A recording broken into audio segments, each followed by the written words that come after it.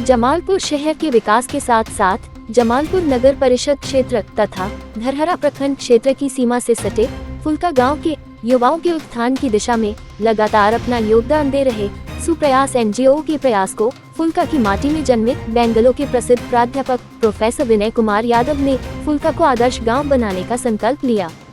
विगत दिनों 25 दिसंबर 2024 को सुप्रयास एनजीओ के तत्वावधान में संपन्न हुए कंबल वितरण सह छठा बेसिक नॉलेज प्रतियोगिता परीक्षा पुरस्कार वितरण समारोह के दौरान प्रोफेसर विनय कुमार यादव ने जमालपुर नगर परिषद क्षेत्र की मुख्य पार्षद पार्वती देवी की मौजूदगी में जमालपुर शहर के विकास को लेकर कई महत्वपूर्ण बातें रखी। सुप्रयास की ओर से ये लगातार 18 वर्षों से कंबल वितरण कार्यक्रम का आयोजन होता आ रहा है। ये 19वां कंबल वितरण समारोह है। मुख्य रूप से ये संजय जी का ब्रेन चाइल्ड रहा, क्योंकि इस कड़कड़ाती ठंड में सरकार सबके लिए सारी सुविधाएं नहीं दे पाएगी, तो समाज के लिए हम क्या कर सकते हैं, अपने गांव, अपने घर, आसपास के लिए क्या कर सकते हैं, ये सोच 2006 में बहुत ही छोटे पैमाने पे 10 चद्दर वितरण शुरू हुआ था।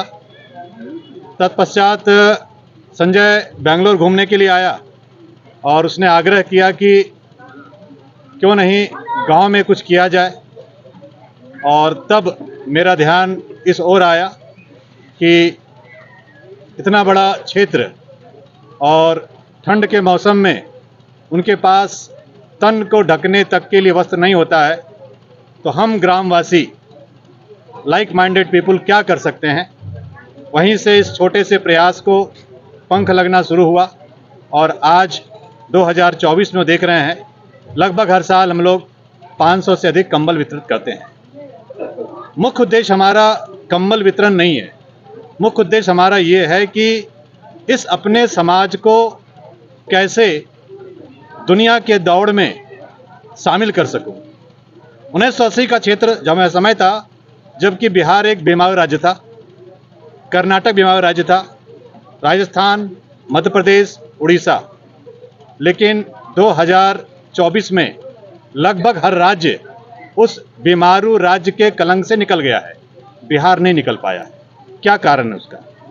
इन कारणों का तहकीकात करते हुए, छानबीन करते हुए हमने कहा क्यों नहीं यंग ब्रेन को टच किया जाए, और तब हमारी सोच में आई कि हम लोग एक बेसिक नॉलेज प्रतियोगिता का आयोजन करेंगे, ताकि जो ब्रेन चाइल्ड है, जो टैलेंटेड बच्चे हैं, वो निकल कर के आएँ और देश के विकास में जब आगे बढ़ेंगे तो समाज विकसित होगा, वो आईटी में जाएंगे।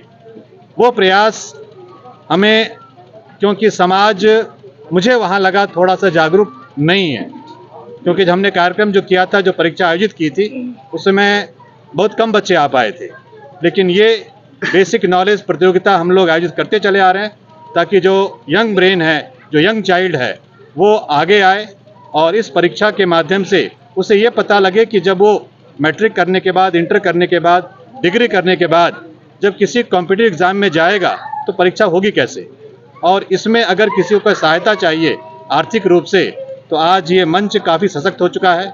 हमारे बगल में जज साहब बैठे हुए हैं, हमारे बगल में कमांडेंट साहब बैठे हुए हैं, तो ऐसे कई लोग इस मंच के माध्यम से जुड़ रहे हैं और समाज को मदद करने के लिए आगे बढ़े हैं। तो मैं समझता हूँ कि ये मंच आज सशक्त है अपने आप में इन बच्चों को आगे बढ़ाने के लिए, और जब समाज सुशिक्षित हो जाएगा, पढ़ा लिखा हो जाएगा, तब हमें और कुछ नहीं करना पड़ेगा, ये कंबल नहीं बांटना पड़ेगा।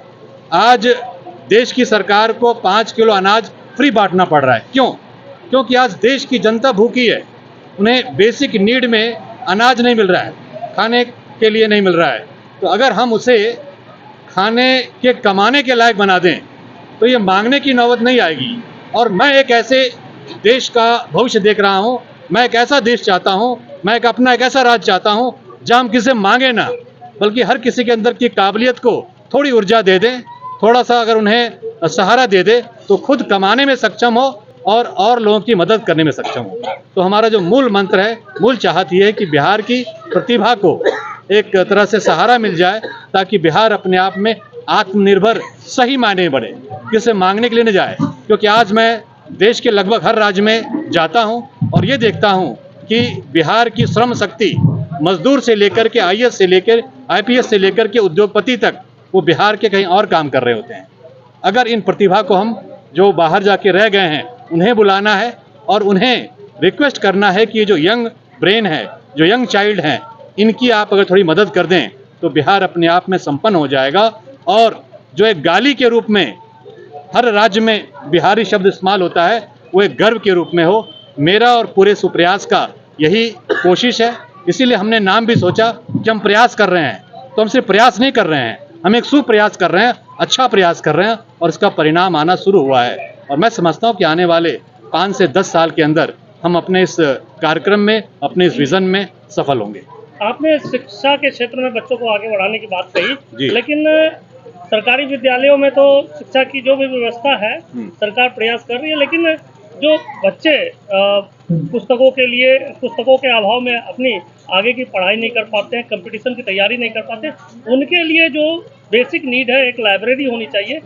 इस पर भी क्या आप लोग का आने वाले भविष्य में कोई प्लान है? बिल्कुल है। अगर आप जानते होंगे कि हमारे गांव फुल्का में एक वाचनालय चलता था। उस वाचनालय के अंदर बच्चे शाम को 6 से लेकर के 10 बजे बैठ कर के तैयारी करते थे।